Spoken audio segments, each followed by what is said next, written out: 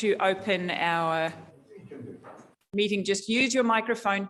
I just want to say this is the last time I'm going to use the word microphone today. So please, everyone, make sure you use your microphone. Kapai. Okay, thank you.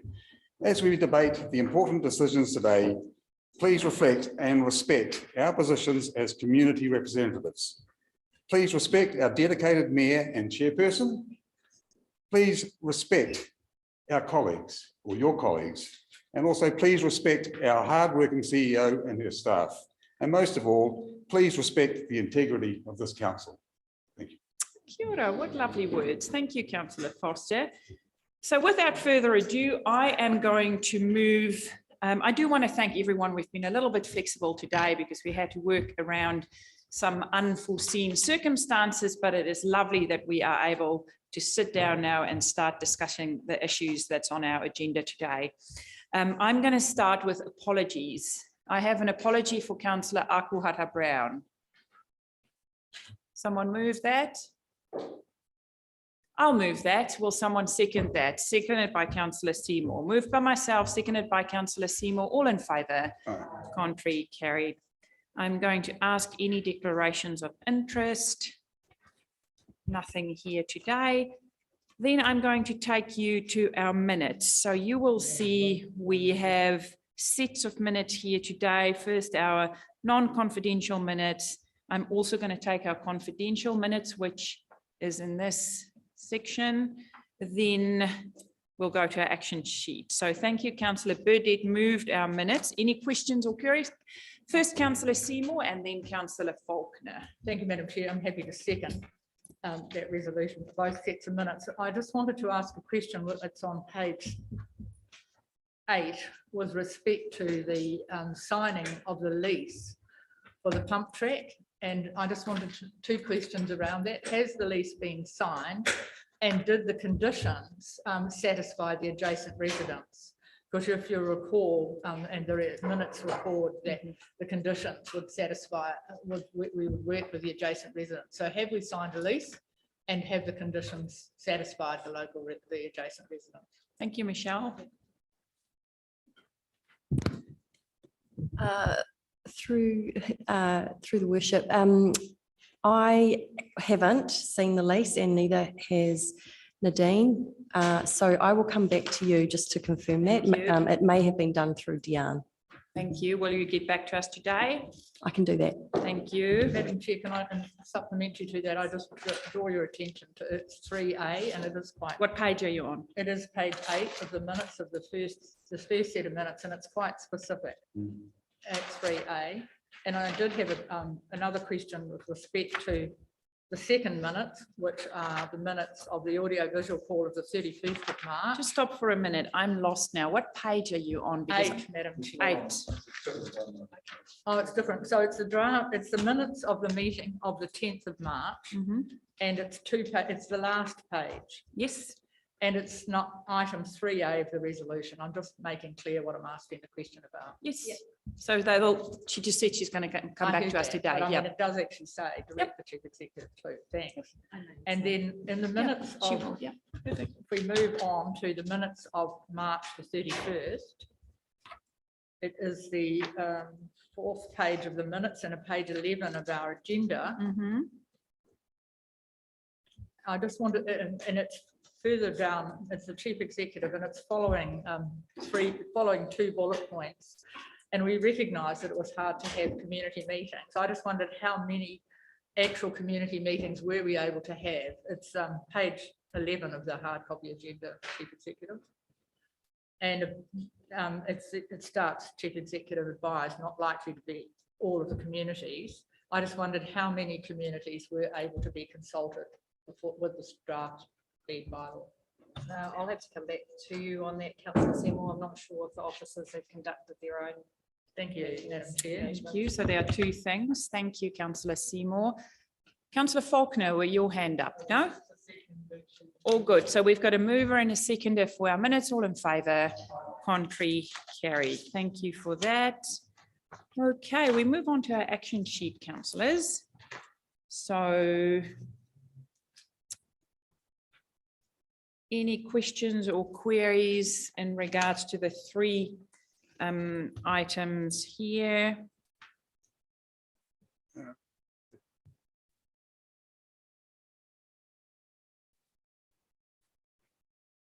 Have we got it?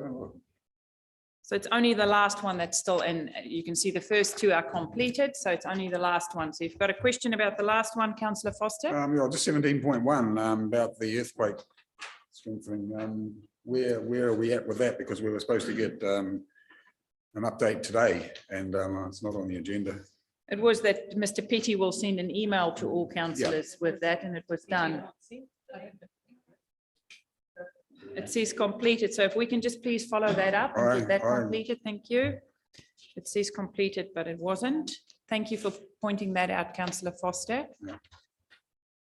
Okay, I'm going to take you to our work plan. As you can see, extensive stuff where you can see what is coming up in the next few council meetings and how we will roll till the end of this year.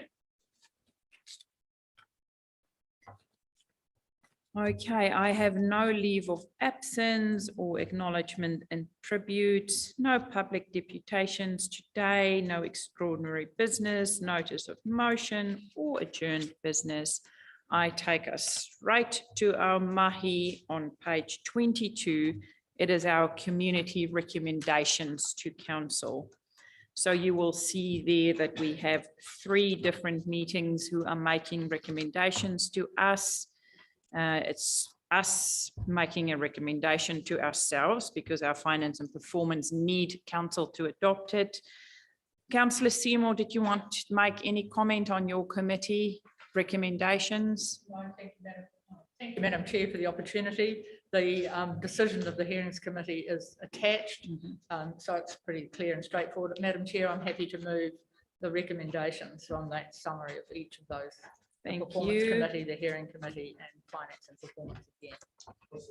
Thank you. So moved by Councillor Seymour, seconded by Councillor Wharehinga. Any more discussion on those adoptions? If not, I'll put it all in favour. Contrary, carried. Thank you for that. Okay, now we move to a big annual plan. I do want to thank the staff for a plan that reads well. We did, as always, as when you start reviewing, there's a few things that change. So I do want to thank Pauline and the team for pulling this together as well. The plan changes.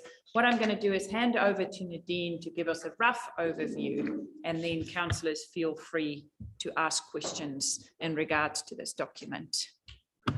Thank you, Your Worship. So the draft annual plan follows decisions that were made previously by council in terms of additions that have been included, and those have been outlined in terms of the capital works section 17 of the report, with the new projects and some carryovers that are incorporated in there. We've also noted any of the other material changes that are there, including higher insurance costs, depreciation costs, and other lower costs that have contributed. Overall, we're still keeping within the 6.5% as per the annual plan. So apart from those decisions that have been made that have increased, there's been no material increases overall from our long-term plan. Is there anything else you want to add? You actually summarised all of that. There is just for your reference a pace. So when we do this, we do the annual plan document, and we've noted that if there's any changes or errors or wording or anything with there, we just need to update that. And there is a sheet that you have got in front of you of just what those minor changes are with it, and that's beside there. But happy, any questions? Thank you for that. I'm very happy to move this paper. Thank you for the work that has gone in here. Thank you for the mahi. Also, I want you to extend to our staff. It's been tough times. It's been a tough year. We faced challenges that we were not expecting, like all our civil defence events, which flow over into our roading working plans, delays, us not being able to replace 144 streetlights on time because there are supply chain issues. So I do want to say to our staff, and I hope Nadine, you will relay that to them. We recognize it's been a tough year, not only for people personally, because people were affected by COVID still, and I think for the next while we will still be, but also we are now seeing those different issues coming on board, like the inflation, which affect how we do business, the supply chain issues, which affect how we do business. So we do want to thank our staff for the hard mahi that they have done on our behalf and on behalf of our community as well. So I'm going to open the floor. If anyone have questions or queries, now's your time. We did receive the updated sheet, so please feel free. Kerry, did you have a question? Sorry, I tried not to. I promised Terry I wouldn't have too many, but I've Thank counted you. them and there's 5, sorry. So I'll start with the, I'll just go in sequence because we're obviously not moving through this in chunks. We're going to take it as a whole, is that right? Yes. Okay, so on page 60, if I could take you all there, just where we are talking about the 3 waters reforms. My hope is just, or my question, I suppose, is it too late to strengthen our wording around the intent with the water reuse and the wetland?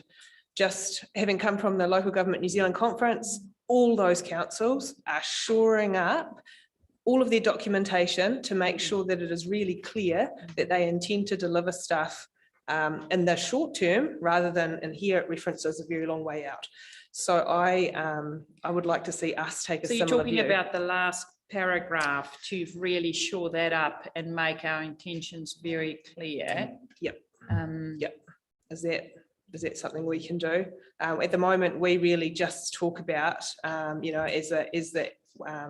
to act as the final stage of wastewater disposal, 2029 to 2029 to 2031. That essentially is a license for the new entities to disregard what we plan. It's not in the imminent future, and yet we are doing a report right now on what we can do with that. So I just, Thank if we you. could strengthen that. Yep. All right. Thank you, So we'll noted. cross that off. All right, page 69. Just to highlight that these graphs don't, or these pie charts don't make sense. So potentially someone can change them, because 10% of livable communities can't be 19.8 million, while 10% is also 12.3 million, right below that. So something somewhere has gone a little bit awry. Pauline, If can you someone check could that? just tweak that. I think it's just whoever's put it together might have used, Yeah. I don't think it's major, just highlighting it. Page 88, let's take 5 seconds. I don't think we charge petrol tax, do we? So potentially, I don't know where we're going to get $365,000 from petrol tax. Are we actually? Sorry, page 88. The right top end. Unless there's a tax that I don't know about. Is it the? Petroleum tax, 365. And we're charging it this year, so presumably We it's not. get it. Where from? We get it as a case that it's, we're a part of the regional authority, it is required, it comes from central government, so we Oh, don't so we're not charge. charging it? No, no, Okay, cool, no, cool. Now That's that's clarified. revenue, yeah, that we Right. receive. Okay, and so probably getting to my more substantial questions.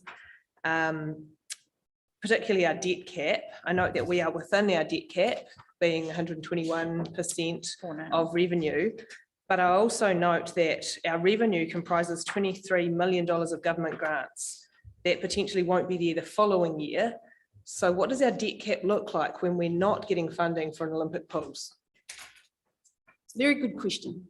And what we do in terms of, there's 2 parts, you'll see for planning purposes, we eliminate any grants that are not recurring. So we eliminate from this calculation the amount that we receive, anything for PGF that is not one-off, anything for the pools, etc. Because in actual fact, we would probably be about 105% That's there.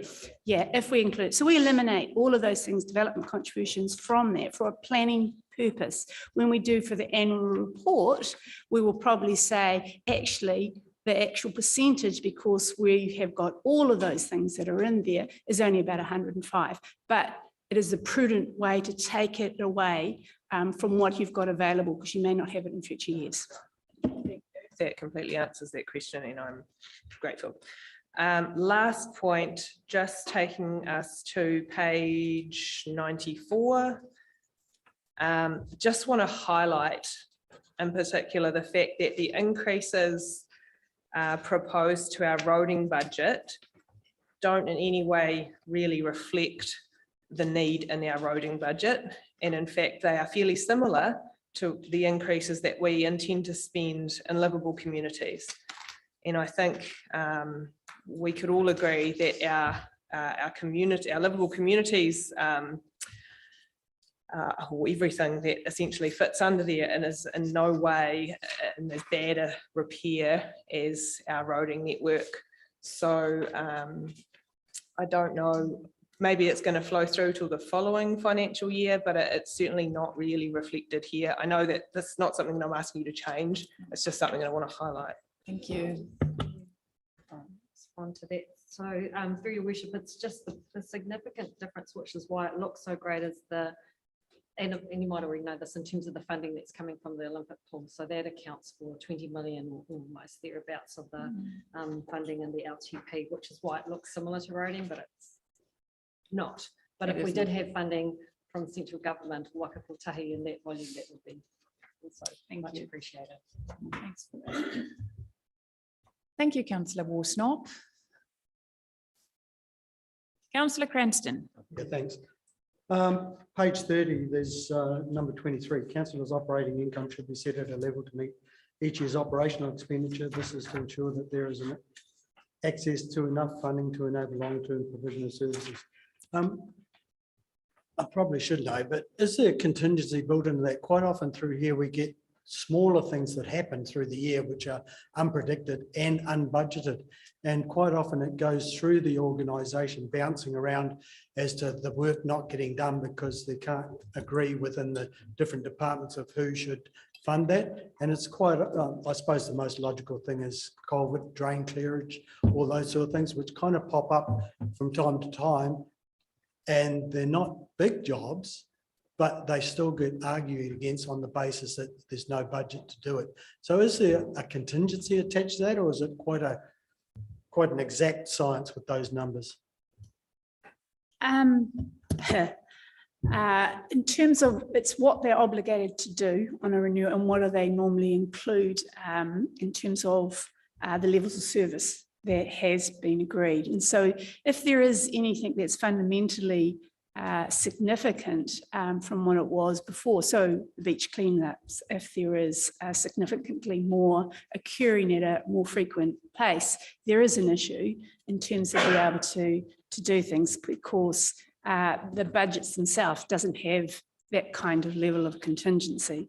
But I guess they may be talking about some a cumulative effect of how much do you add if you're still trying to do with a restricted budget. But that would have to depend on each on an individual basis.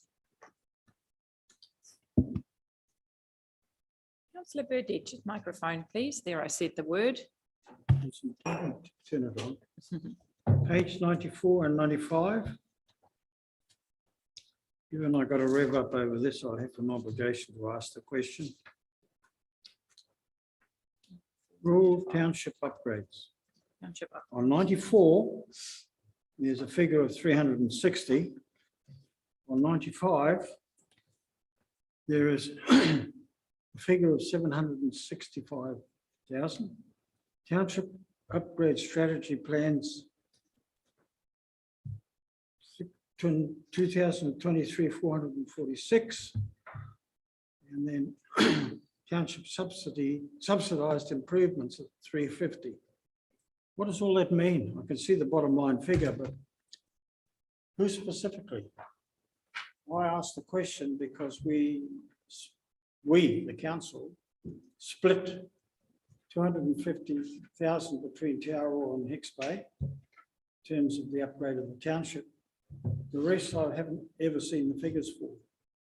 Bear in mind that's Tikiti, Rangitukia, Ruatoria, Tupuia, Toko and Uawa. Uawa was close to 700,000. So just can I have an explanation as to what that means? Through your worship, the township upgrades that we had budgeted, so that first line is what we had budgeted originally in the long-term plan for that financial year.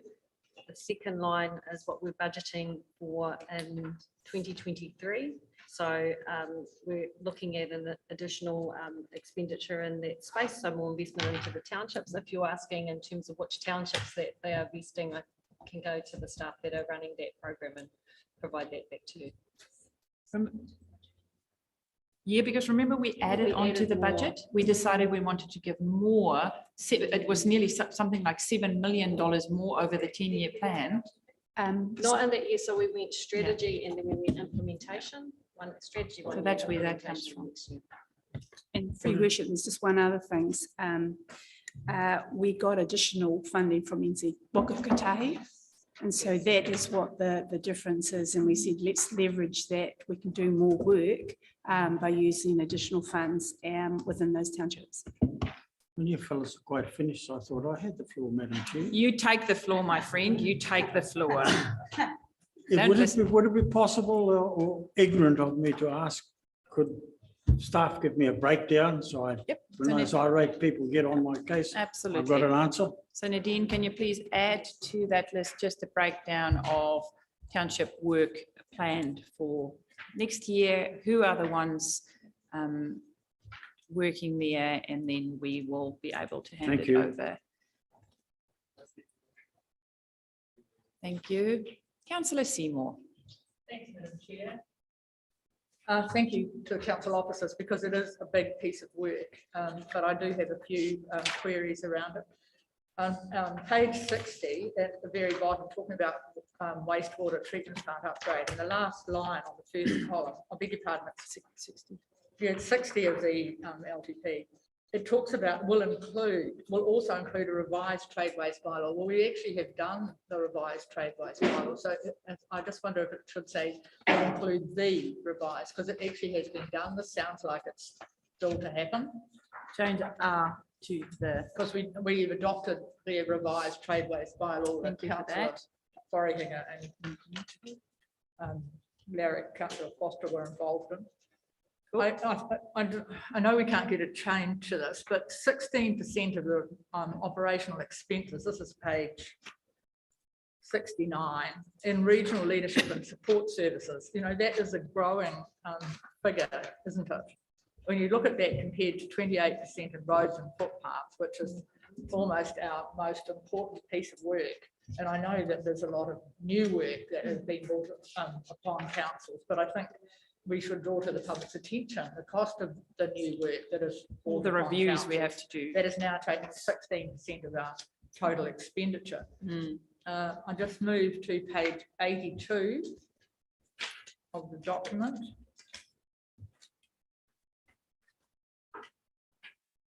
And I'm surprised that it doesn't, it's with respect to our emissions trading scheme, and in the script it doesn't mention anything about liability, and I think it would be useful if it were noted that if we don't do the planting in Palmer at a time frame, it just flags to the public. So it's the first column on page 82 around the emissions trading scheme, and it does talk about the obligation to return the units, but it helps to educate our public if we actually note that we require to get that planted by a given time frame. I can see Tim taking notes. Landfill post closures, and we're absolutely all aware that Paukahu and Waipu are two landfills, but I beg your pardon, page 85. I just wonder, is the figure that's allowed for in the relocation of the Pukamara Bay transfer station, does that figure allow for remediation? Because even when it's a transfer station, there is some ongoing work that needs to happen to maintain that particular parcel of land or put it back into farmland or whatever. And so does the figure that's allowed for, which looks to me like it's an operational figure, include any post-closure maintenance? Because the resource consent would include that maintenance for 25 years afterwards, isn't it? Yeah, that's a I would whole I'll double check, but in terms of the concrete blocks, they're usually a lot less than what you have for the old landfill, but there should be some cost to remediate. We do have provisions on a per annum basis, allowing for about 100K for land remediation on those types of things, but I'll double check that the whole costs were included. I can't remember off the top of my head. Well, subsequent to that, thank you, Madam Chair, the supplementary. I'm familiar with our transfer stations, and you get a lot of whiteware and stuff stored actually on the ground. It's not stored in the concrete bunker. So there would be potentially issues that might need to be remediated. So if someone could look at that, please. Couple more, bear with me, I'll find the pages. That's all good, no rush. Page 96 of the document. It talks about no changes in council's activity for the year 96 under general. And I just wondered, what we hear about Three Waters reform is to come in 2024. But is there space to make a note to the effect that, you know, it is assumed there will be no changes in the nature of Gisborne District Council business, and yet we spend a lot of time worrying about what it is going to look like. So maybe a paragraph that flags Three Waters reform potentially comes into effect in 2024. Just a heads up with the other reviews, but it is mentioned somewhere. It's earlier in the beginning piece that talks about was the impacts and the issues with it. So a little bit of the difficulties in some of the notes that you actually have to the financial statements is to say for that period that it is applicable to, but we definitely bring that discussion in the front piece of it. Fine, thank you. Now, the page I have the most problem with, and there's probably a reason, it's 101. And it's a funding impact statement rates, and it's rates as the council sets them. And we've used, well, throughout that page, it's inconsistent how we've flagged how the rating costs are allocated. So in some paragraphs, we talk about a percentage, which is what we all understand as we sit down here and say 85% will be funded by DRA 1 and 2 and 20 for something else. So we talk about, we use percentages in some places, we just use very broad statements in others. So, and the one thing I've had a bit of a problem with, the cost of providing security in the CBD and operating the CCTV security cameras for crime prevention is based on the capital value in the CBD. So it isn't, that's a contribution. It sure as heck is not cost of operating the cameras, because much of that's done voluntarily. So maybe we could just say a cost of a contribution to providing security, because it's only a very much portion of what that security is. So can I just, through your worship, these are taken exactly from the revenue and financing policy as reviewed by Simpson and Greason. So when we get into the funding impact statement for rates, each of the definitions have to align with what that is. And if there is a change, there's little leeway to have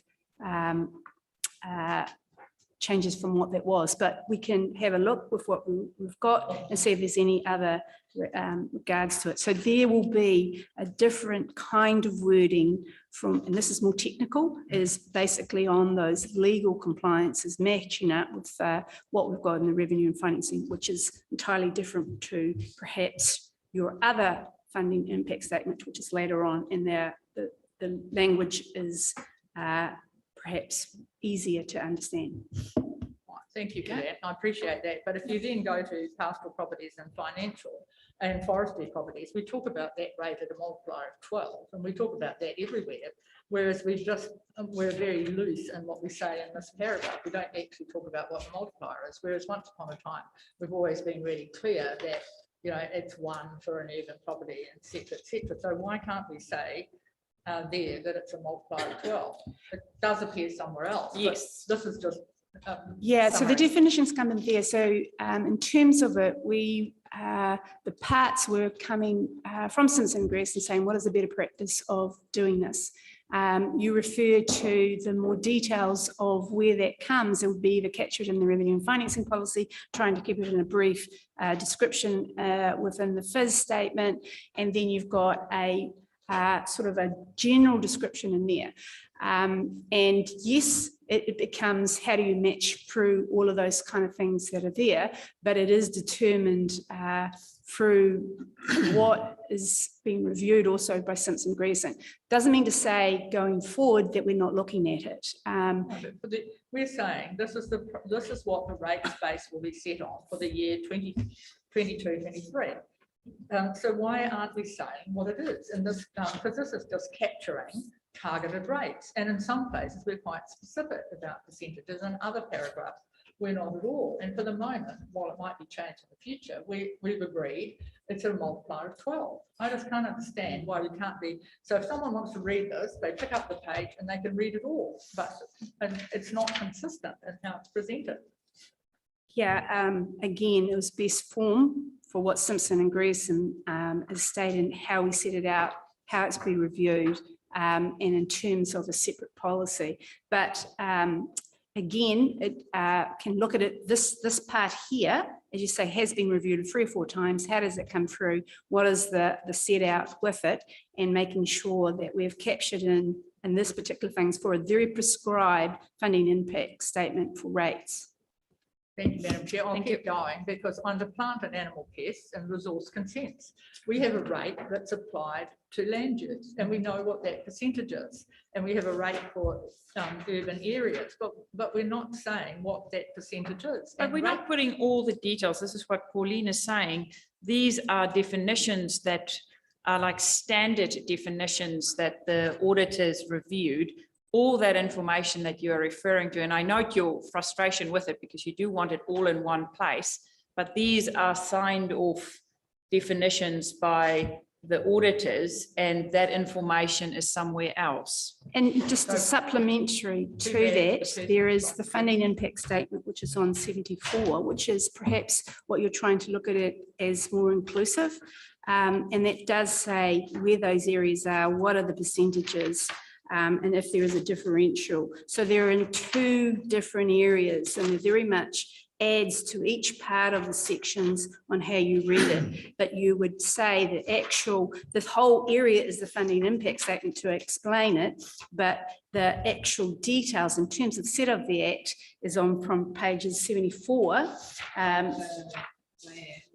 Beg your pardons, from pages 108 through to 112.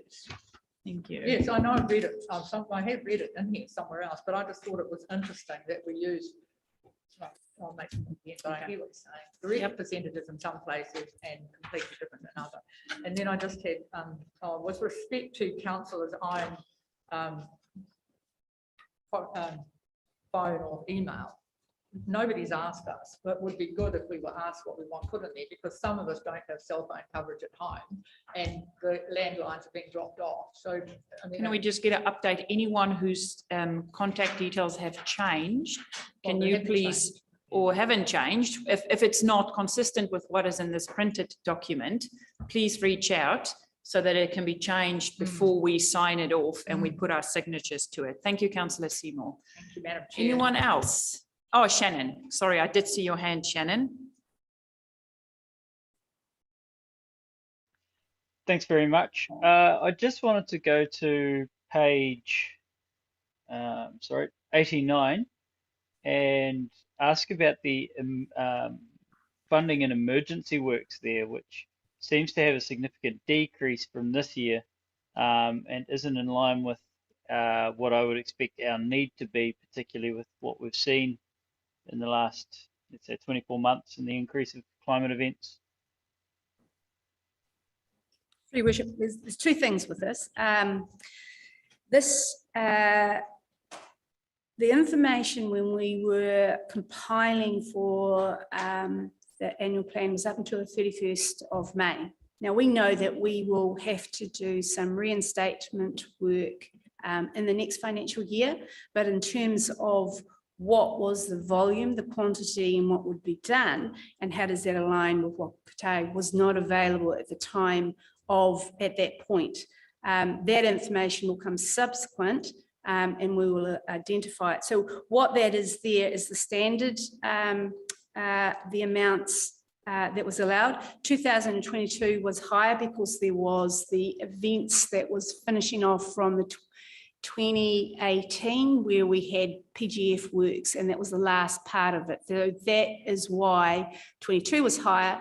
23 was basically the standard 2 million requirements that are here, but that does not mean to say that we know that there will be work in the next year to complete the recent emergency events. But Yeah, because I guess, sorry to interrupt. I guess from my point of view, we have exceeded $2 million of requirement for emergency works for several consecutive years, and it seems outrageous that we're under budgeting significantly for something that we continue to run out of funds for in each annual works program. So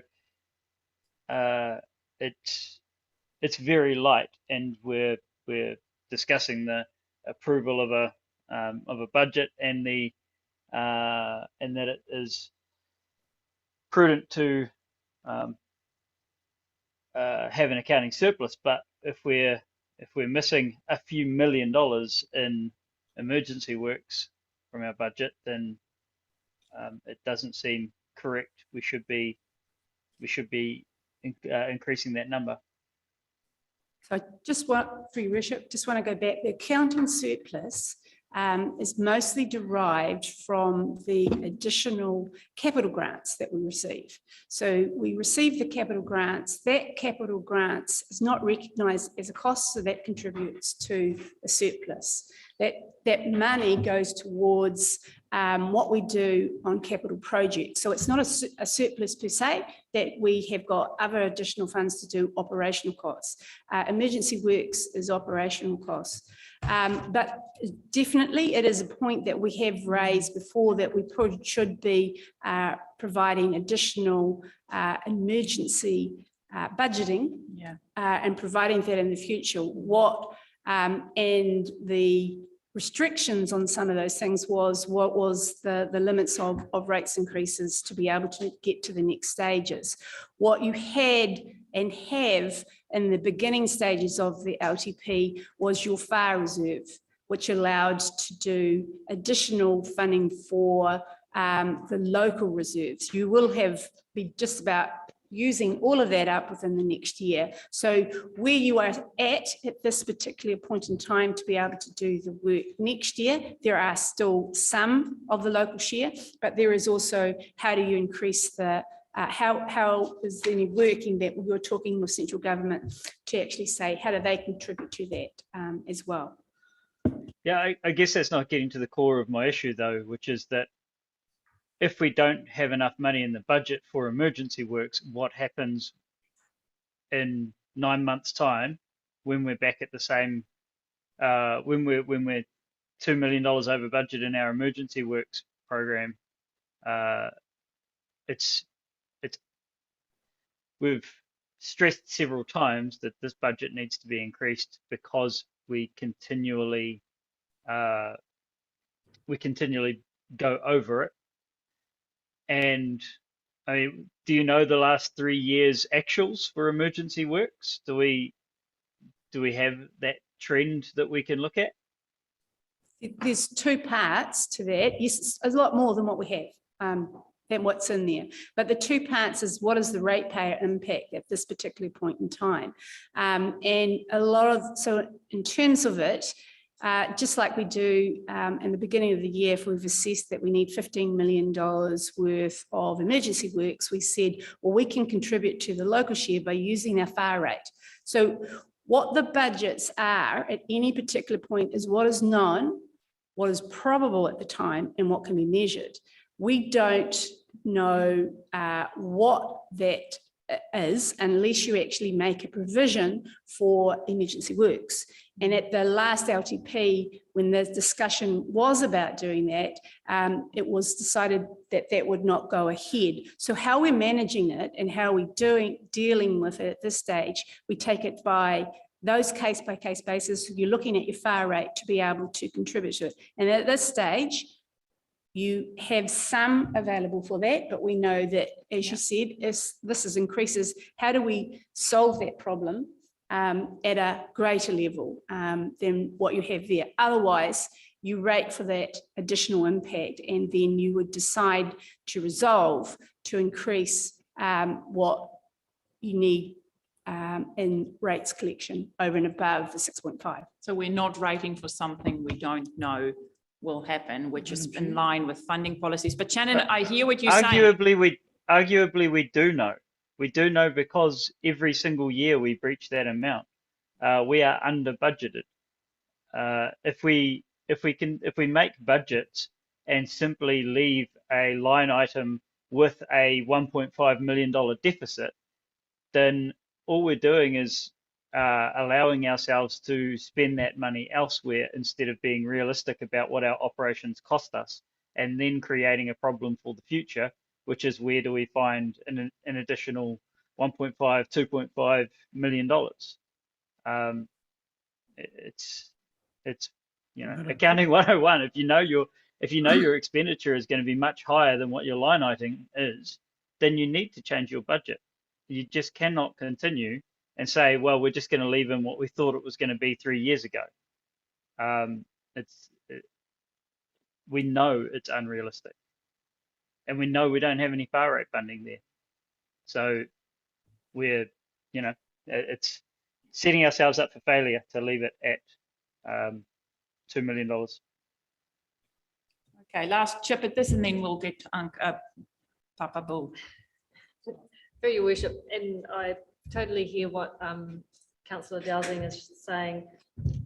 The process, however, to get to the point where you can add additional emergency works funding in, that would require further analysis of what's in there in terms of what we've spent, but it would also mean a rates increase. And that would also require some form of engagement, because it'll be material from where we had planned. So we didn't factor all of that in as part of the long-term plan. We presented the different options to council in terms of what the levels of service might look like. And so therefore that's where we've landed in order to to address the issue as a fundamental relook and rebudgeting of this. And that, I'd say, the next opportunity if you either want to do that now, and we start the process of looking at that and considering that and looking at what the rates impact might mean. I'd suggest not, and leave it until the next long-term plan to address. Thank you. Bill. Yeah, no, I support Shannon on this one, Madam Chair. I hear what the CEO is saying.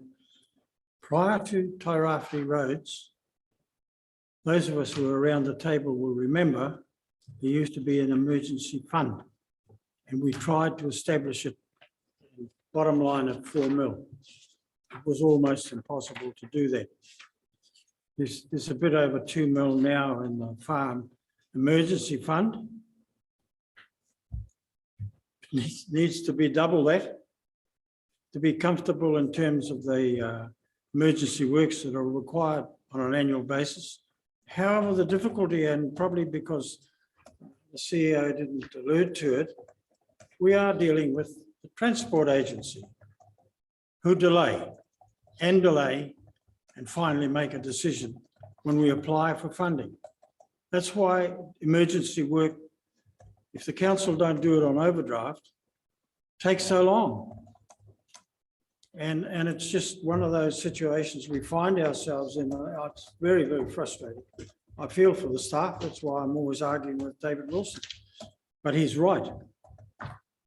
It is beyond the ability of this organisation unless we rate in hindsight for the jobs, emergency work.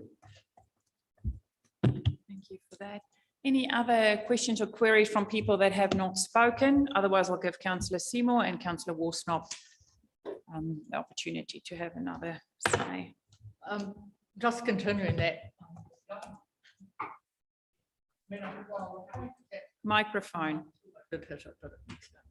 Continuing that discussion, while the point's absolutely valid, we've got unspent money from the PGF funding, and already, which I can't find the right page for at the moment. And so we've got funds to do work that we haven't done in this year, which we're pushing out to next year, which is one of the key parts of it. So while I completely agree that we need a large sum of emergency work, we can't spend the money that's being offered to us by PGU anyway. So that's the only reason I wouldn't push for it to be increased.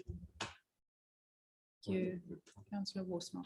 Yeah, Shannon's kind of highlighted the bit that I was trying to refer to when I was referring to roads. It was not the sum total of the budget, it was the difference, given that there are material changes between when we set the LTP and what we know now following emergency, the recent civil defence emergencies and what's become of our roading network since then. So to Shannon's point, to budget what we know to be insufficient, and I'm aware, and I'll highlight for Pauline's sake, the fact that we are seeking 100% funding from Waka Kotahi for that work.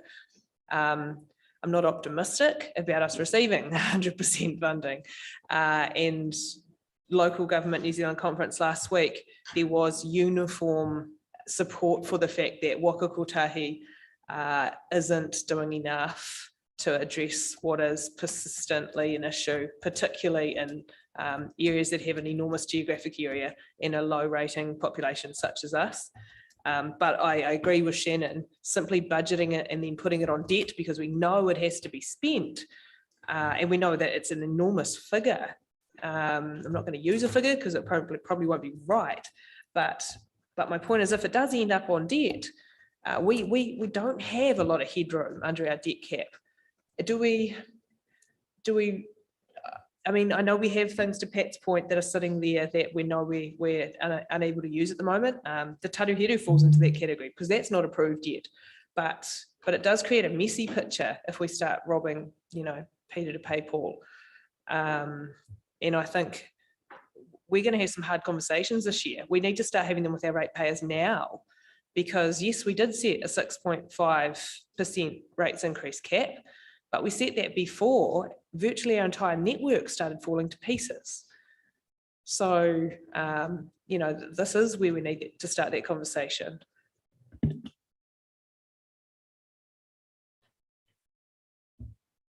Okay, anyone else wants to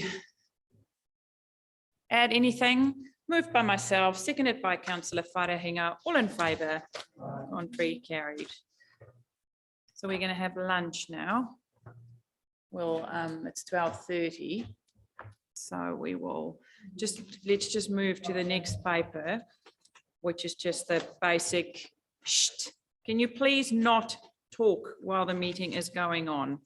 We are on page 135. This is just straightforward stuff, more just for back office admin. So if there are any questions or queries, take a look. Any corrections on page 135 takes us to page 148.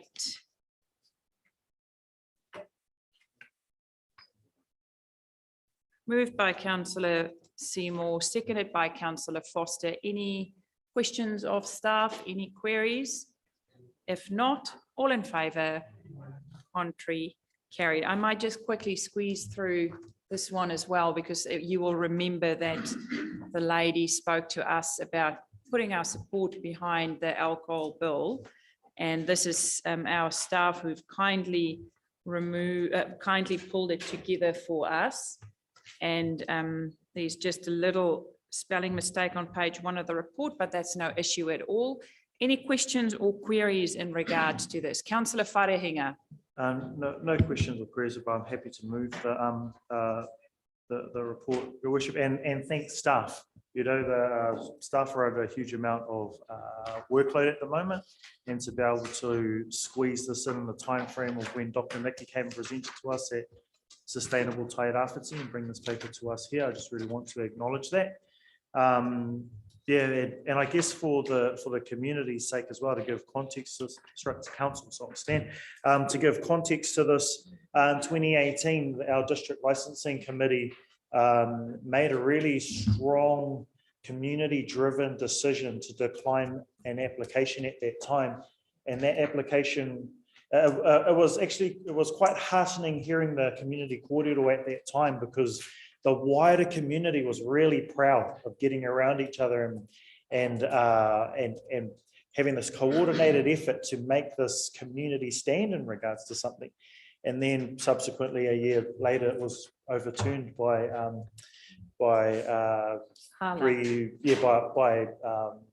ALA, that's administered out of Wellington, acknowledge its function, however, not local and not community driven. So I'm really happy to move this paper, Your Worship, and speak to it. Thank you. Any more questions or queries? Councillor Faulkner. I'm really happy to second it, Your Worship. I think everything that my colleague has Good. spoken of. Yeah, thank you. Thank you. Councillor Foster and then Councillor Cranston. Thank Yeah, you. I'm happy to support this, but I do have a really major concern that sport is not going to be the loser at the end of the day, because sport is the most important thing, is a major with our community for health. Alcohol is obviously a negative, but I would hate to see funding excluded from health, from sport, when there was nothing to substitute it. So obviously the government or someone else is going to have to put up the money to subsidise the loss of money from alcohol sponsorship. I don't agree with the alcohol sponsorship or anything like that. But I don't want to see sport suffer for the consequences of it. I'm sure the government will fill the gap like they're filling our roading gap. That's what That's what he's worried about. Councillor Cranston. Yeah, certainly not as sure as you that government will fill that gap. Yeah, just out of interest, really. Page 151.4, New Zealand has strong legislation that prohibits the advertising of tobacco and vaping products. Gee, I don't know. I'm just horrified when I get around our city now and see the number of vaping outlets. And I think the move to restrict alcohol outlets is going to be uptaken in the vaping sector one day, and why they're going to wait till there's that many of them, they can't do anything about it. Every little shopping centre now has got a vaping shop. In fact, there's one on Gladstone Road now that I thought was a Michael Hill. It's that flash, and huge, So they go from that standard right to a little room attached to a dairy. And there's going to be one day proof that vaping is not good for you. I've got absolutely no doubt for it.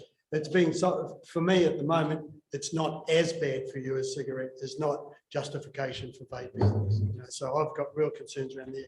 And then to have that mention that, they're prohibiting advertising and vaping, and that where actually the advertising, the marketing of vaping is done by the sheer volume of shops that's popping up here, there, and everywhere. So just. Can you please, Councillor Seymour and then Councillor Gregory, thank you. Thank you, Madam Chair. I mean, clearly, while supporting the intent, I'm a bit concerned about asking that we remove the special appeal process through local alcohol policies, because I think that might capture, because of the status of our local alcohol policy, it could make it difficult for R&B to function. So I'd like to ask the Chief Executive to look closely at that. And if we want to have a review, I can see that there might be potential for a review of the Sale and Supply of Alcohol Act 212, which for the record didn't come until 2014 and hasn't been reviewed since. So there may be a place for a review, but I would be a bit concerned about being specific about removing the special appeal process through local alcohol policies. And while local alcohol policies were designed to reflect what the community want, we ourselves have found a couple of aberrations that weren't clear at the time. So I'd like to ask the Chief Executive for advice on that. I'm going to have to divert that to Joe Noble to see what that means. But the recommendation is such that if you support the private members bill, you're supporting that part of, you're supporting it in its entirety. So as I understood it, what the bill was asking was to remove the ability for there to be appeals on your local alcohol policy once you developed it. So as long as we develop the policy in the correct format, if it can't be appealed, then that avoids your policy then being changed. Our policy has got a hiccup in it anyway. I'm just trying to- I can't hear councillor Seymour. Our policy has a small hiccup in it anyway, which some of us are aware of, and I'm just trying to leave the door open for something like R&B to be able to function. And I'm just flagging that.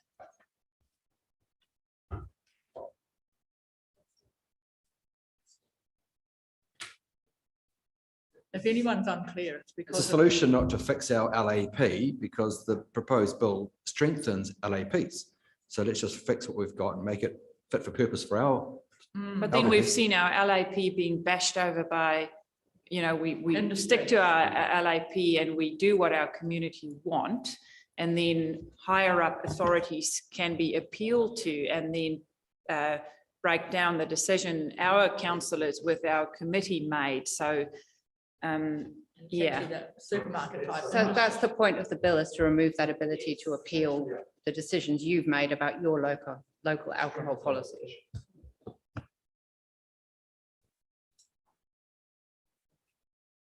Bill, councillor Seymour, not Seymour, Burdett, thank you. As most of you know, I've been involved in sports for the last 50 years, sports administration, and the sponsorship of sports.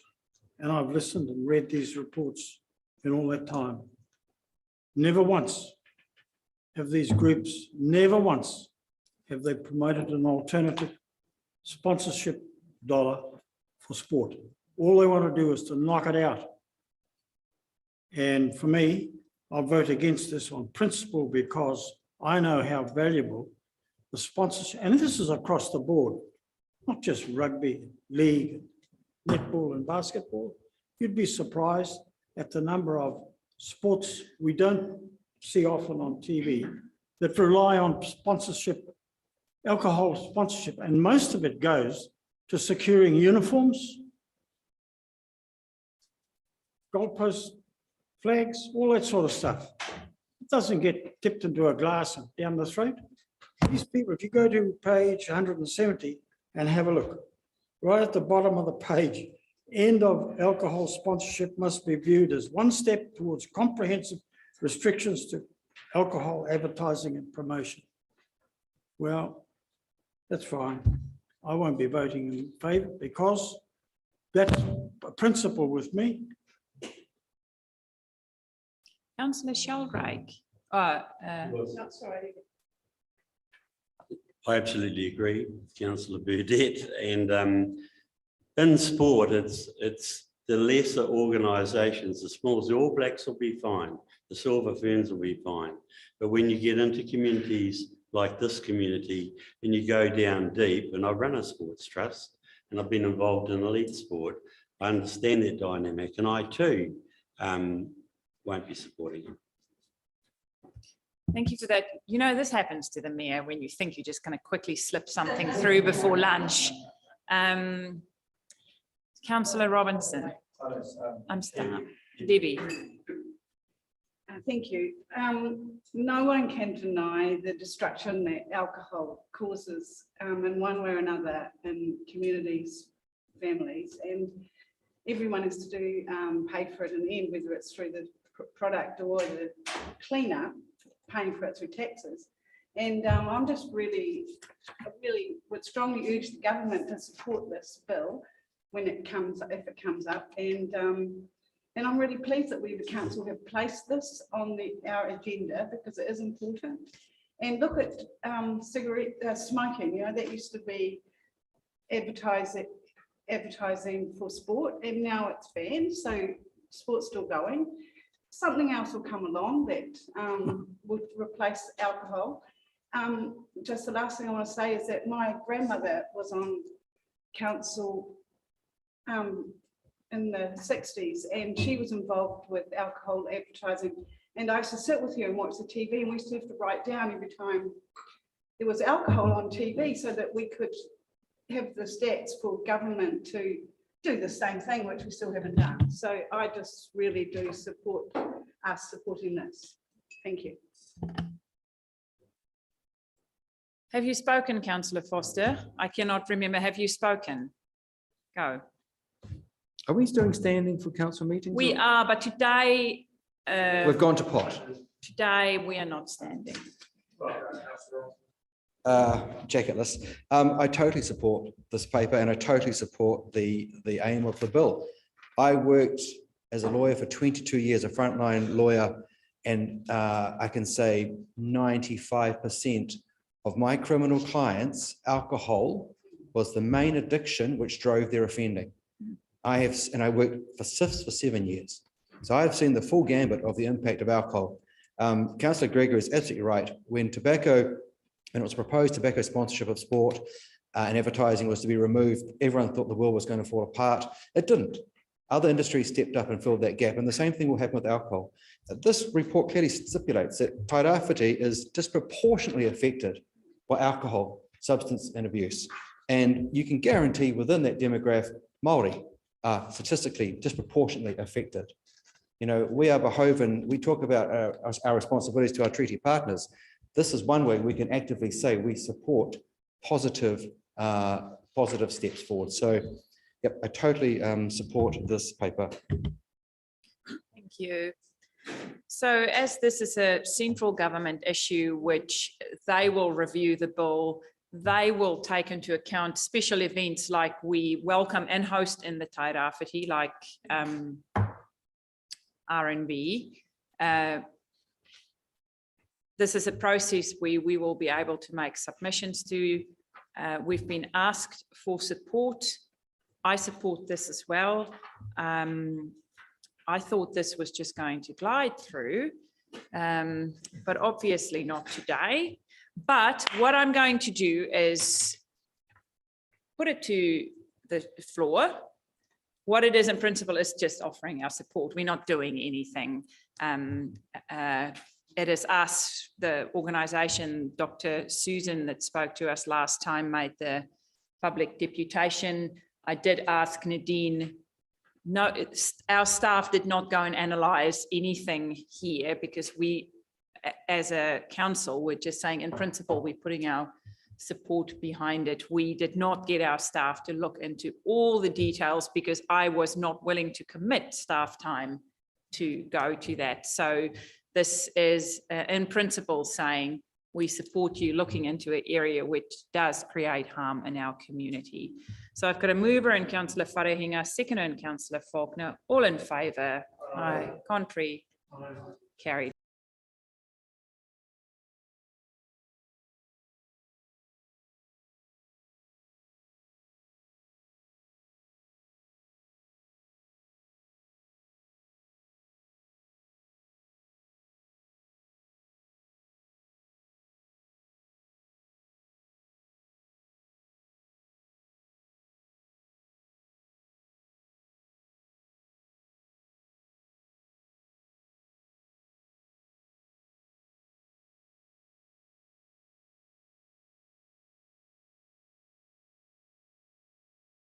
Week, Annie Cousins will take over and run my office, but I just wanted to say in front of all councillors, Donna, you're a star. We will miss you. Thank you for for really running the city. It's much appreciated. No worries. Sorry terribly, but you'll still see me around. We will. Yeah, I'll still be here. Thanks for you. No worries. I can give Councillor an update on the lease. Yeah. Is it all done? Yes. Oh, here she is. The loud one. Pat, are you ready? Let's go. You can probably hear. Oh no, she's going. So I just want to ask a question before we go live. Is it just me that are sleep deprived? Are we live? Is it just me that are sleep deprived? Or is the acoustics different? It's different. We noticed it earlier here, like everything. It's Like echoing. when I hear people, it's really, anyway. So there we go. That is it.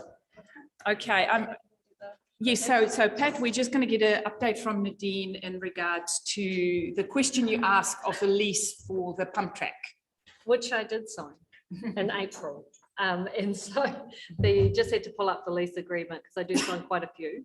The one that we've ensured that the tenant, there's restrictions on the time, there's restrictions on the number of events, and we've put in the restrictions around the lighting as well, and that there's not to be any permanent lighting in that place. So we've just looking for the time, 3 events per calendar year, they're to be between the hours of 9 AM to 6 PM, set up and pack out. So there's some really good clauses in there that give that protection and insurances to the neighbours as well. Thank you for that. What was your other question, Pat, this morning? So Pauline will come back to you. Yeah. Okay, councillors. So now we are going to move on in our agenda. I'm going to take you to page Council Delegations, which is page 190 of 227.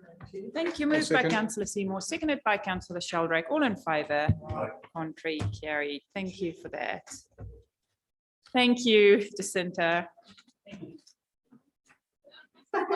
We move. One thing I can assure you about this council, we move in mysterious ways. Sometimes it's a noting report, which we debate for 3 hours. Anyway, let's go. So Nadine, we're moving to your report. So councillors, thank you, Nadine, for the updates. There'll be a few questions there. It's been moved by Councillor Bedette and seconded by Councillor Faulkner. So I'll open the floor. If you have any question, now is your time. Thank you, Councillor Gregory. Thank you. I was page 208 with regards to the funding for the Three Waters reform. The better off funding of 7 million available in 2022, and the same with the. Well, so do we have that money? That's what I was going to ask. No, through your worship, the better off funding of $28 million is for a plan that we need to submit. I think that is September. Applications close, and we have not received anything either for the worse off funding. Some more work needs to go into that to work out what might be some stranded costs as a result of the transition of staff and the activities. So this is the $7 million to help do the report, or is it the result of the report? The $7 million is to support councils with the costs that would have otherwise been absorbed into that activity. So when you transfer out Three Waters, there will be stranded overhead. So it's to help with things like that. Okay, thank you. I just at this moment want to move this late paper, just our submission to the water services bill. Seconded by Councillor Bedette, that we accepted onto our agenda. All in favour?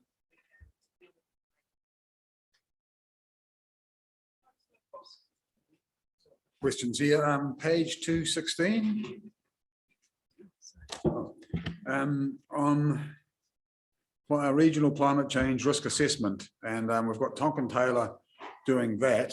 Is the TRI situation at the moment with the drainage issues there and Tonkin Taylor doing that, is that part of this climate risk assessment, or is this, or what they're doing TRI is specific to that TRI area? So I'm only aware of the, so Tonkin and Taylor, the work that I've requested them to do was the independent review of the flooding on the coast. Oh, right. And the mitigation or adaptation that needs to happen in that space, not TRI. Right, so it's a different issue altogether. Okay, cool. Okay, thank you. My other question is on page 233. Let's get to it. And it was about Kaingaora Infrastructure Accelerant Fund. And for infrastructure, and Infrastructure Acceleration Fund, 30,770,000. What infrastructure are we talking about for that? Through your worship, that was the Kaiti block, the Kaiti area, to provide some infrastructure to support Ngāti Porou housing or any other housing infrastructure that's needed there. So that one was declined, but the Tarihiru one has been approved. So it's been declined. The 30 million has. Yeah. Right. Okay. Oh, I see. Declined. Yep. Yep. Cool. Yep. So is there any other development happening through that area or any other funding, to help? So we have, through your worship, been discussing with the officials, the senior officials that were making decisions around what further opportunities might be. We've also been working with Ngāti Porou Whole Company around looking at other opportunities. Joe Noble might be able to make, if there are any other comments that you might want to make in that space. Through you, your worship, nothing really more to add. We're still in very early discussions. There are some alternative funding mechanisms for enabling Māori housing that the whole co and Ngāti Porou are supporting, and we're working alongside them. Right, okay. Oh, that's good. Yeah, thank you. Thank you, Councillor Faulkner. Thank you, Your Worship. Thank you again, Madam CEO, for your plan, or your update rather. My question is around civil defence and emergency management, and I know that the review is in place of the legislation currently.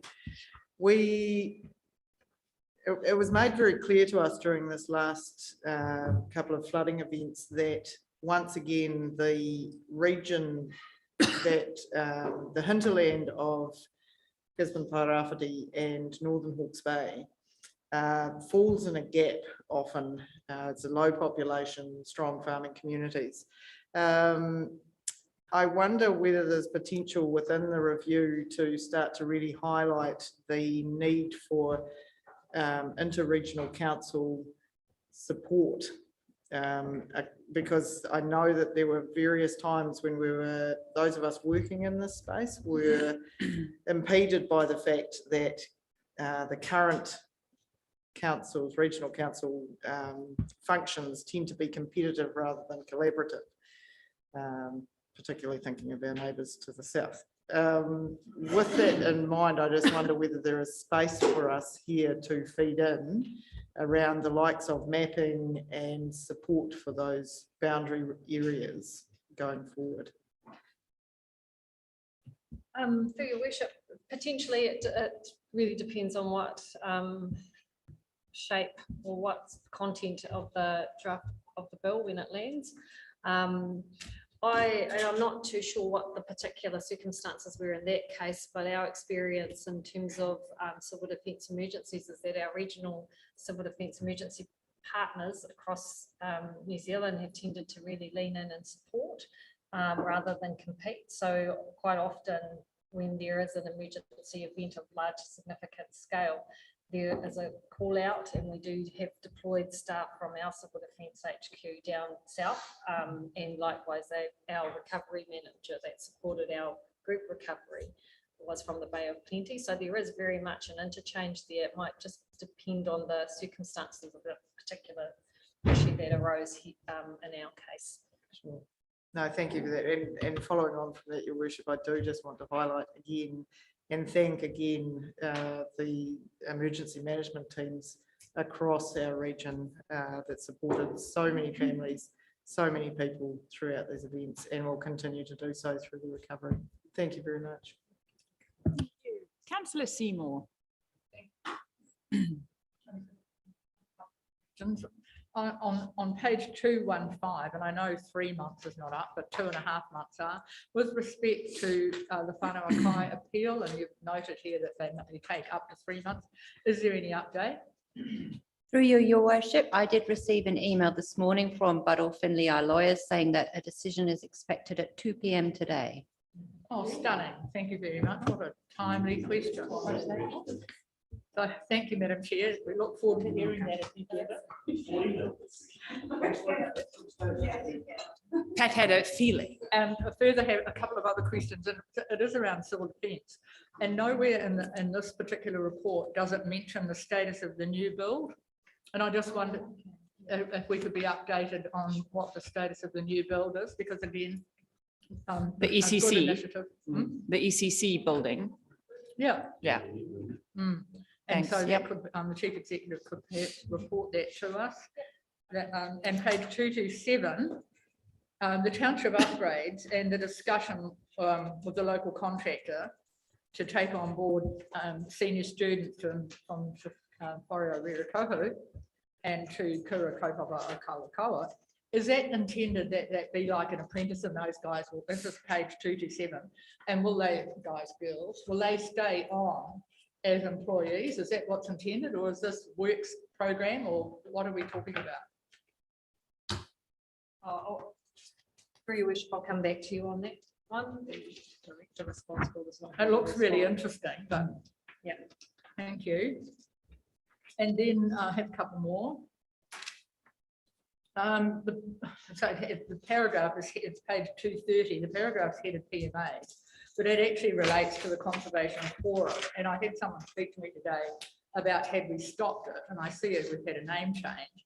I didn't think we'd stopped it or turned it into 100% electronic. I thought there was a reduced number of issues per year, and if we have stopped it, we weren't consulted, because a lot of the farming community really enjoy the hard copy fact that it is, and that you can pick it up and take it off to where you're having your cup of coffee, which is not necessarily in front of your computer. So have we completely turned that into an electronic message? And I'd be disappointed if we had, because it is a real resource that the community values. Conservation Forum now renamed Te Pānua Power.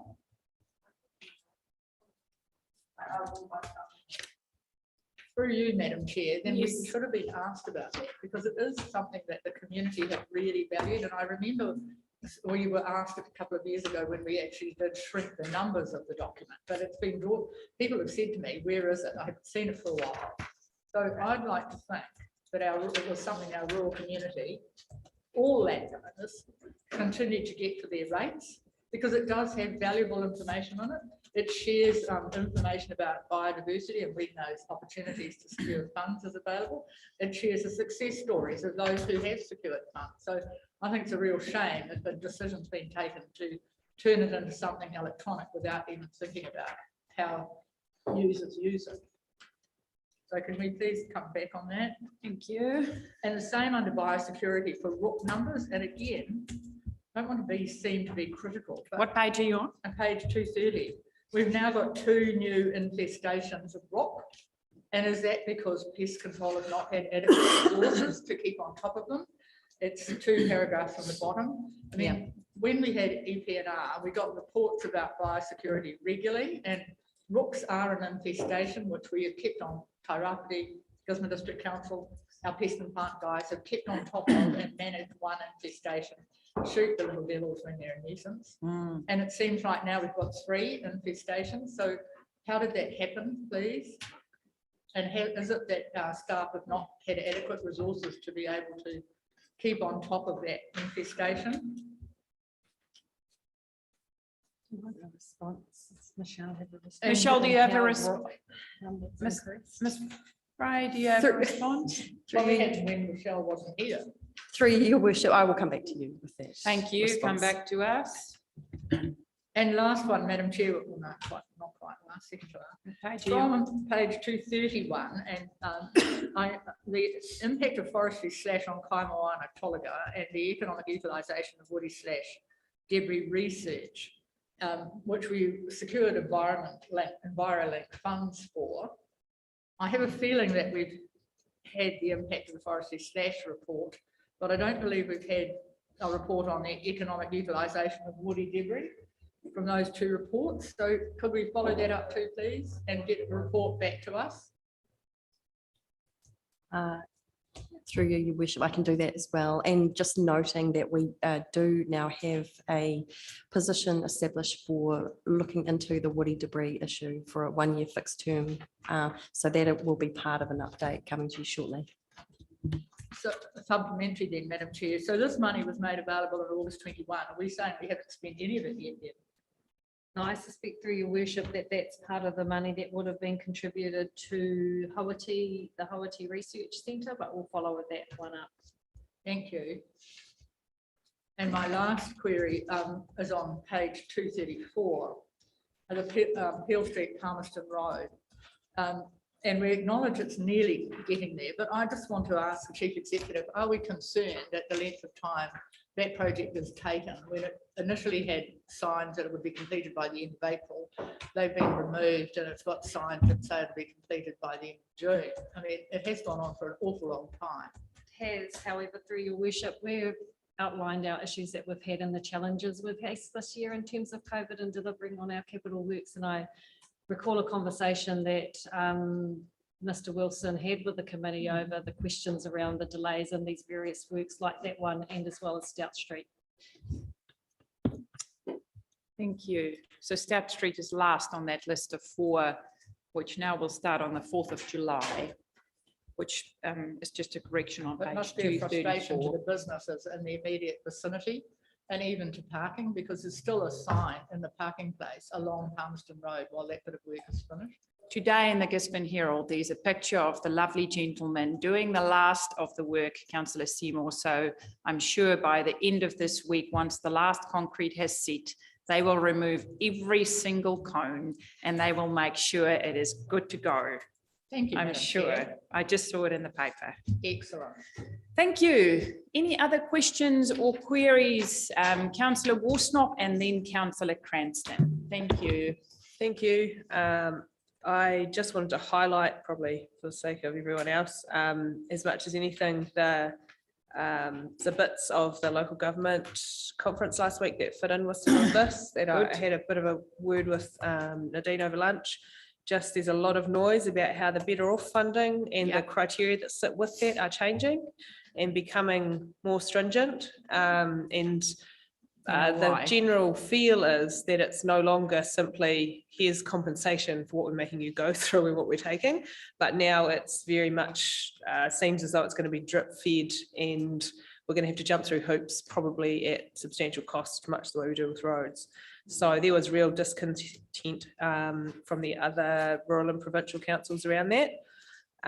Also just tying in with page 217, where there's the survey results there around the speed management reviews and the skepticism around the road to zero is shared uniformly everywhere up and down the country.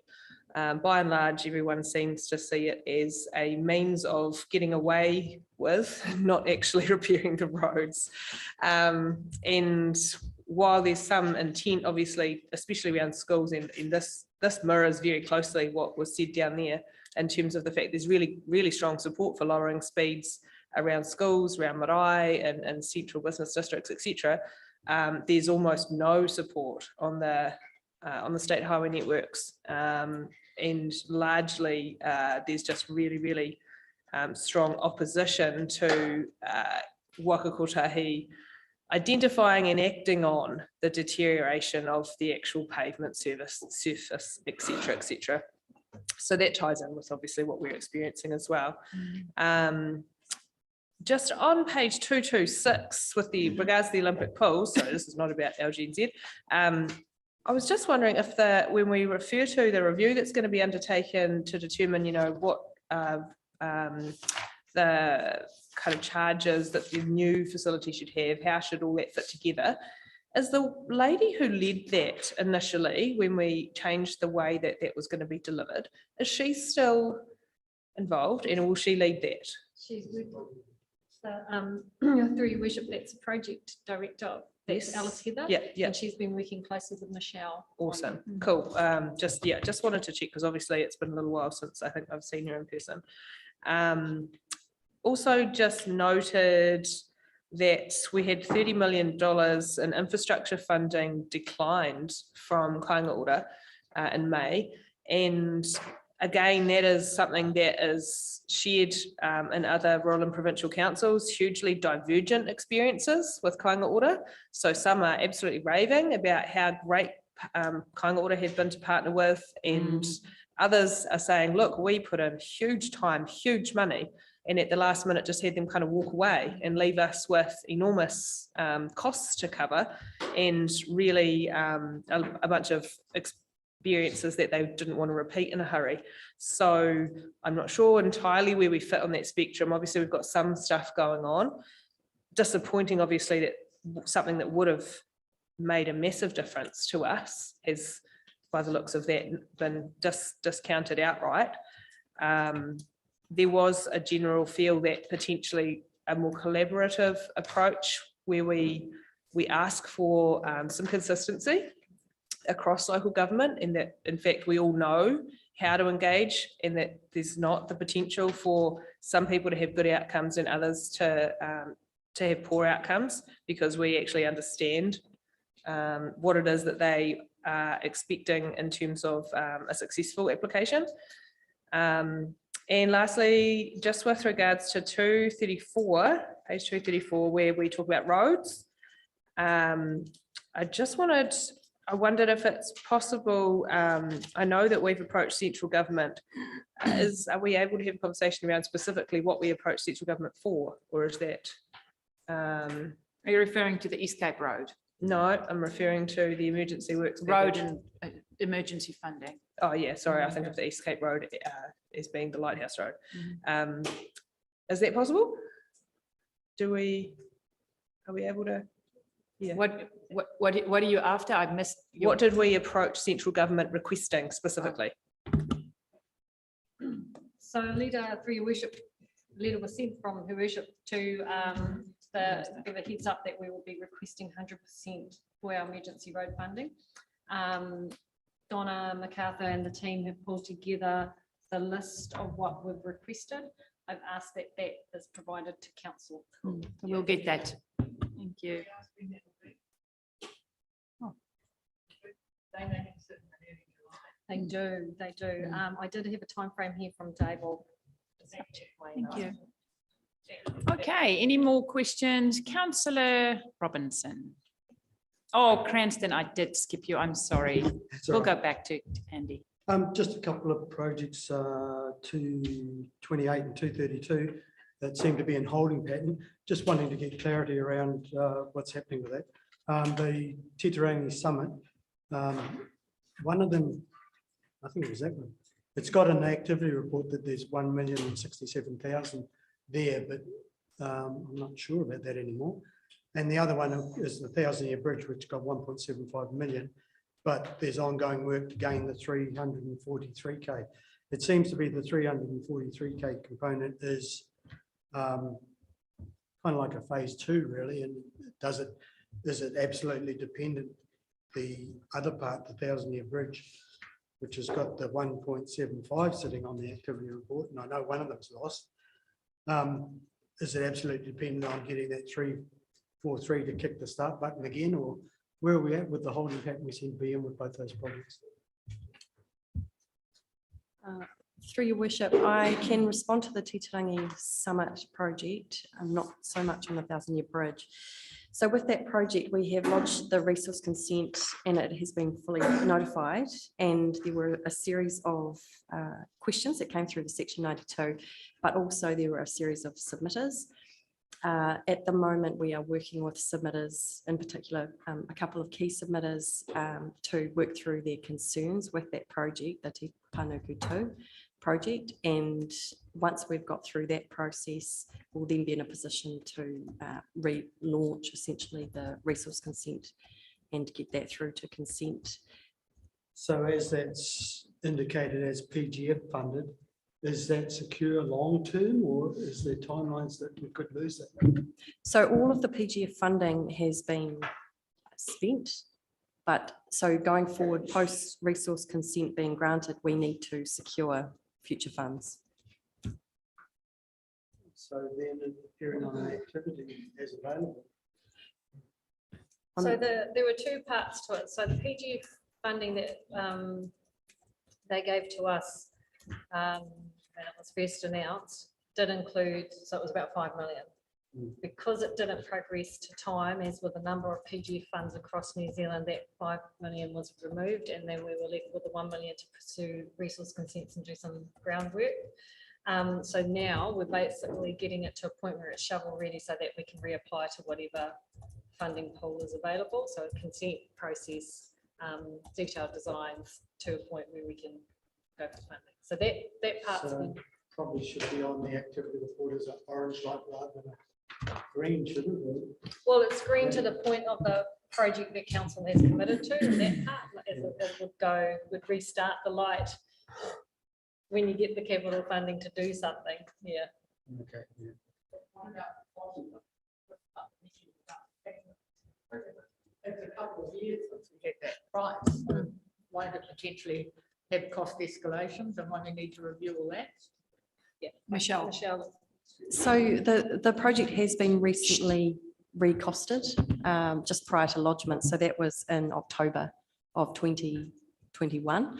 And I anticipate there is cost escalation and that will be factored into our application for future funding. Thank you. So going back to the other one, that was a different funding stream. It's a lottery's significant projects fund. Is that sitting available? Yes. Okay. Councillor Robinson, thank you. Thanks. Hey, it'd be really great if the CE could just clarify the 30.3 million of the Kāinga Ora funding. So that's page 233, which simply is headed enabling infrastructure for housing supply Kaiti catchment. Do we conclude from that to make Kaiti development ready, there's a $30 million bill attached, or did we ask for everything plus lollies when in fact we should have asked for maybe 10 million or 8 million? Because this is the first time I've heard any figure attached to housing development for Kaiti. Sure. And it's extraordinary figure. So it kind of scares me. There is a lot that sits behind it, and I'll give that Joe, who's worked closely with the asset management team on this. So through you, your worship, what we put in the application probably goes beyond what you think of as Kaiti at the moment. It extended all the way up to what's referred to as the rifle range. So it included development up there, which is not in our current reticulated services boundary. So that does increase the infrastructure needs quite a lot. It also allowed for a lot more redevelopment and increased intensity over and above what our current infrastructure planning and TRMP anticipates. So that as well increases the infrastructure need. All that combined together resulted in the cost, so that there's a lot of work needed both on the wastewater and the water supply networks to enable the level of development we are projecting as possible in that wider Kaiti area, and then in association with what we're projecting for the Tarahiro and to the west of the city. When you combine the two, that results in that large infrastructure number. All right, so I can imagine a fair bit of work went into getting it down to that sort of granular dollar amount, which would have been as a cost involved and time staff time. Did Kāinga Ora come back and say, well, look, if you crimp your wings a little bit or you broke it down to sections, we can see some lower hanging fruit here and then maybe some harder to do later? Because if we've just asked for everything, and out to rifle range includes Alma's block, I'm assuming, and the capacity there, that's a big bite. And did they say, well, ask for a smaller cherry and you might have some more luck? So through you, your worship, no, they did not. They were not particularly forthcoming in terms of providing guidance on what would or wouldn't be a successful application. I have to say the regional director and the regional and local teams have been really good to work with. So this was a different department altogether. Would be the, can you go back to them instead of accepting that we've had a carte blanche? No, go back to them and say, well, look, you know, if we were to take some lower hanging fruit, can it be feasible? So we did have a debrief meeting and the short answer was no, but we are exploring other avenues, particularly with regard to enabling the Māori housing that is being explored in that area. Okay. So just to what you've just described is what the, a lot of councils are saying is we would put the work in if we knew exactly what the expectation was, that would give us the chances of success. But otherwise, we're committing staff time and dollars and we've hit enough brick walls that we're now quite weary of this process. Fair comment. Okay. We've given this report a good workout. Thank you, Nadine. I have a mover and a seconder whose names I wrote down. There we go. Burdett and Faulkner, all in favour. Contrary, carried. Thank you. Okay, councillors. Did we pass the Oh, yes. So we're going to go to our water services bill, the paper that I've just passed earlier for us to receive as a late submission that, you know, the government has now introduced the first piece of legislation in order to have Three Waters become law. So this is the first one, which public submissions or council submissions are open until the 22nd of July. Councillor Faulkner and then Councillor Seymour. Thank you, Your Worship. I would like to support this paper, in particular, support our CEO. I believe reading the paper that you have highlighted, pretty much all of my personal deepest concerns and those of our ratepayers that speak to me about it. I have every faith, Nadine, that you will carry those forward in your submission, and yeah, would like to express my support for you in that. Please reach out to us as and if you feel you need to. Thank you for that. Councillor Seymour. Thank you, Madam Chair. Obviously, we do need to submit on it. I thank the Chief Executive for the report. But when you look at it, and it's all very well for the to tell us that we'll have two people on the wider group now that we've got 51,000 something population. But if you go to the diagram, item 20 on page 6 of 11, and you transpose the numbers that are going to make up the boards. So the regional representation group is actually going to have 12 to 14 members. So is that 12 to 14 members out of something like 100? Because if you extrapolate out 1 for 50, that is correct, you get to more than 100. So if anyone thinks that the water services bill is going to allow the voice of Tairāwhiti to be heard in Wellington, we have to be really concerned. And the same applies to the Water Services Entity Board, a little lower, and that's going to have 6 to 10 people on it who will collectively have expertise in performance monitoring. So I totally support the Chief Executive submitting on it. I think we need to strengthen our concerns about the lack of opportunity for Tairāwhiti as a population of a whole to have any kind of voice in Wellington, and subsequently what level of support for our infrastructure for our communities is going to be available when you see how dissipated our representation is going to be. So thanks for laying it out so clearly. And that's a concern, Councillor Seymour, which we have shared with the Minister face to face with our submissions in the media, formal submissions, and they're well aware we are the layers of bureaucracy removing us from that face-to-face interaction and face-to-face accountability or local accountability is a real concern to us. Supplementary to that, Madam Chair, which reminds me when you mentioned ministers, we were the last Yes, time I'll we talk gathered to that. together, we were making an overture to ministers. Yep, it's on my agenda. Karakia and we had a date this coming Monday, which would now be end of July. That's the nearest date, the end of July. That they can do face to face with us. So it was this coming Monday via Zoom. It's still in my agenda, 4:15. We'll talk about that. It's on my list. Thank you. Thanks, Madam Chair. So I'd just like us to strengthen our concerns. Thank you. Thank you. I'm happy to move. Thank you. I'm not sure whether someone did. Councillor Wharehinga. So thank you very much, Your Worship. Yeah, when I read this, I read all the groups that will be established, right? It's RRG, the WSC, the RAP, and then there's also another thing about a community group that will help strengthen local voice. You know, it's tough for me to. This is tough for me to stomach, because I read this and I'm like, I feel like we're already doing this.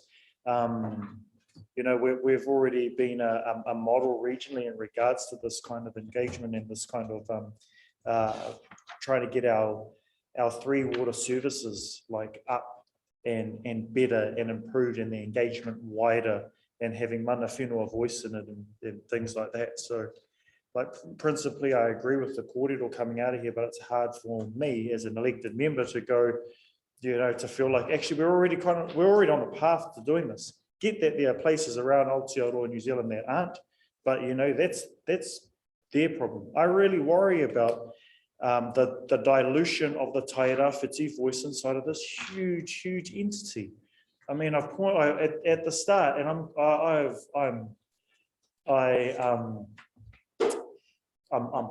hoha with having to state this over and over again. Like, well, we already have a national entity which looks after our roads. I mean, look at the state of Highway 35.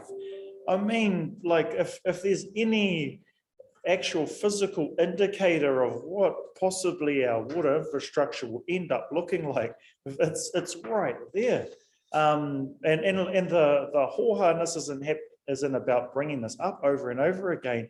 Is it, will our submissions even make an iota of change at that engagement level? Because we worked really hard and diligently, and we honoured this process by putting together something that we thought would be not only beneficial for ourselves as te tairawhiti, but beneficial for the nation. We thought, man, we've already kind of doing this. We want to get better in this space. Let's put all of this stuff on the table as a model for what other areas could possibly develop their water infrastructure and their engagement to be like. And then none of that was listened to. So forgive me if forgive me for standing in front of you all and having this feeling of same old, because this just feels like the same old. They're coming out, asking us for our opinion. We're going to give it. And I do support the CE sending a strong message, and I trust that you will send this kind of message to central government through this forum in regards to where we stand. Based on past behavior, do I think that will even be taken into account? I do not at all. And that makes me, by nature, I try to be a very hopeful person. This is one of those situations where I actually feel quite hopeless in. So fully support the CE sending us something, or sending a submission to central government on our behalf, and hope for the best for you, for us. Okay, Shannon and then Councillor Robinson. Thank you. Thank you. Yeah, I'm just thinking of an issue that we've been looking at recently, which is equity around access to water from commercial water takes, and particularly for irrigation. Does that fit within the remit of Three Waters as well? For example, water extraction from the river for irrigation doesn't, and not from our aquifers either. It still remains with council. Water takes would still be processed under regional council functions under the RMA at this stage, unless the RMA changes and is reformed as well. Great. I just didn't want to lose sight of that issue of equitable access, which council is working on, and I didn't want it to get lost in this, where our local input has a very large requirement over the next few years to make equitable access a possibility. Thanks. Sorry, I should qualify that, Shannon, by saying that that's for what you were talking about, the industrial water takes or the commercial water takes, not necessarily for residential. Okay, Councillor Robinson, thank you. Thank you, Madam Chair.